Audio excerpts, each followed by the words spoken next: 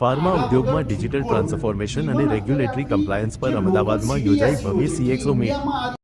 ભારતના ફાર્માસ્યુટિકલ સેક્ટરમાં ડિજિટલ ક્રાંતિ અને વૈશ્વિક નિયમોના પાલનને વેગ આપવા માટે અમદાવાદના સિંધુ ભવન રોડ સ્થિત ગેટવે ખાતે એક ભવ્ય CXO મીટનું સફળતાપૂર્વક આયોજન કરવામાં આવ્યું હતું। ખોડિયાર ટેકનોવેશન પ્રા.લી અને વૈશ્વિક ટેકનોલોજી લીડર સિમેન્સના સંયુક્ત ઉપક્રમે યોજાયેલી આ હાઈ પ્રોફાઇલ ઇવેન્ટમાં ફાર્મા ઉદ્યોગના ટોચના CEO, MD, પ્લાન્ટ હેડ્સ અને ડિજિટલ ટ્રાન્સફોર્મેશન નિષ્ણાતોએ મોટી સંખ્યામાં હાજરી આપી હતી। આ અંગે વધુ માહિતી આ પ્રસંગે ખોડિયાર ગ્રુપના ફાઉન્ડર અને ડિરેક્ટર જિજ્ઞેશ પટેલ, કંપનીના CTO અને COO ભાગ્યેશ પટેલ તેમજ સ્ટ્રેટેજિક કન્સલ્ટન્ટ્સ ડો. રાગીન શાહ અને ધર્મેન્દ્ર જોશીએ આપી હતી। Report by Ashwin Limbachiya, Ahmedabad.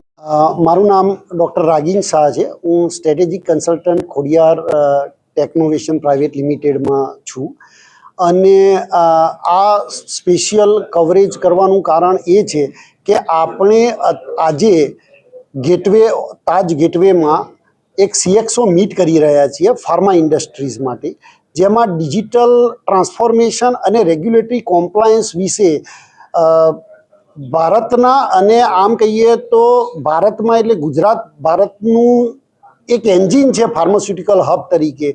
તો ગુજરાતના બધા CEO, CXO, COO અને સાથે મોટી કંપનીના પ્લાન્ટ હેડ્સ અને રેગ્યુલેટરી કોમ્પ્લાયન્સના મોટા અધિકારીઓ અત્યારે આ ચર્ચામાં ભાગ લેવા આવી રહ્યા છે અને આ ચર્ચામાં મેજર ચર્ચા જે એ છે કે આજે જ્યારે ભારત એ દુનિયાની ફાર્મસી કહેવાય છે અને એ ફાર્મસીમાં અત્યારે ઘણી ચેલેન્જીસ આવી છે। અત્યારે દુનિયામાં વપરાતી દર 5મી દવા ભારત બનાવે છે, પણ સાથે સાથે અત્યારે ક્વોલિટી ઇસ્યુઝ આવ્યા છે, ડેટા ઇન્ટિગ્રિટીના ઇસ્યુઝ આવ્યા છે, કોસ્ટના કોમ્પિટિશનના ઇસ્યુ આવ્યા છે। તો આ ઇસ્યુઝને અને રેગ્યુલેટરી કોમ્પ્લાયન્સ દિવસે દિવસે સ્ટ્રિક્ટ થતી જાય છે। તો આના ઈલાજ માટે અત્યારે ડિજિટલ ટ્રાન્સફોર્મેશન એટલે કે ઇન્ડસ્ટ્રી 4.0ને ફાર્માસ્યુટિકલ ઇન્ડસ્ટ્રીમાં ઇન્કોર્પોરેટ કરવું એ ખૂબ જ જરૂરી બની ગયું છે। આવા સંજોગોમાં કેવી રીતે થાય?